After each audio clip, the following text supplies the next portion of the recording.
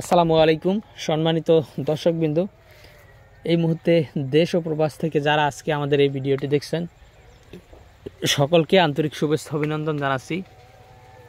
দর্শক, যেই ঘাসটি স্ক্রিনে দেখানো হচ্ছে এটি নতুন জাতের একটি ঘাস। এটি মূলত তাইওয়ান হাইব্রিড ঘাস। দর্শক, গরু, ছাগল, ভেড়া, মহিষ, গারল যে কোনো গবাদি পশুর জন্য এই ঘাসটি বর্তমান সময়ের জন্য বেস্ট। অনেকে বলে থাকেন জারা ঘাসকে জাতীয় ঘাস বলে থাকেন।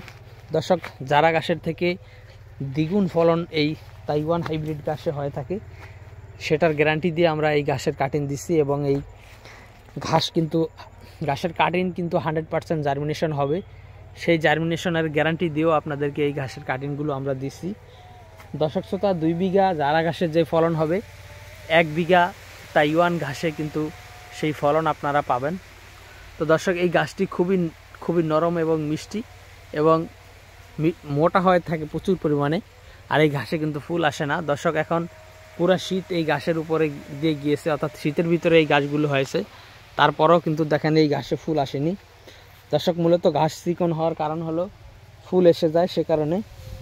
ওদিকে আমাদের জারা ঘাস রয়েছে, দেখেন জারা ঘাসে ফুল এসেছে এবং চিকন হয়ে গিয়েছে, ঘাসও চিকন হয়েছে, ফলনও কমে গিয়েছে। কিন্তু এদিকে এগুলো হচ্ছে তাইওয়ান হাইব্রিড। এই গাছে কিন্তু ফুল না আসার কারণে এই গাছগুলো এখনও প্রচুর পরিমাণে মোটা এবং এই গাছে এখনও কিন্তু প্রচুর ফলনও হচ্ছে। তো দর্শক শ্রোতা, আপনারা চাইলেই আমাদের কাছ থেকে এই তাইওয়ান হাইব্রিড ঘাসের কাটিং সংগ্রহ করতে পারেন। আখের মতো মোটা এবং মিষ্টি ঘাস কিন্তু এই তাইওয়ান। দর্শক শ্রোতা, দেখলেই চোখ জুড়িয়ে যাবে। যদিও মোবাইল দিয়ে ভিডিও করা আসলে অত বেশি ভালোভাবে বোঝানো সম্ভব হয় না।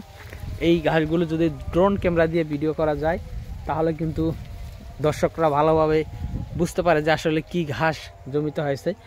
অনেকে বলবে জারা ঘাসই তো এর থেকে ভালো হয়। দেখেন এদিকে জারা ঘাস রয়েছে। এখন যেহেতু শীতকাল চলে গিয়েছে, শীতের পরে জারা ঘাসের অবস্থা কেমন দেখা যায়, আর এটা হলো তাইওয়ান হাইব্রিড, এটার অবস্থা কেমন দেখা যায়।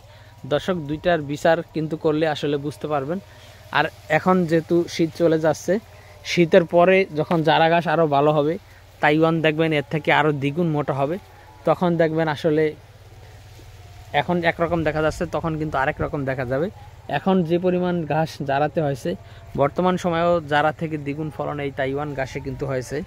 তো দর্শক শ্রোতা, আপনারা চাইলে, আমি বলবো না আপনি শুধু তাইওয়ানই লাগান, আমাদের কাছে জারা 1 হাইব্রিডও রয়েছে, সেটাও চাইলে নিয়ে লাগাতে পারেন। তারপর আমাদের কাছে এই তাইওয়ান হাইব্রিড রয়েছে, চাইলে এটাও লাগাতে পারেন।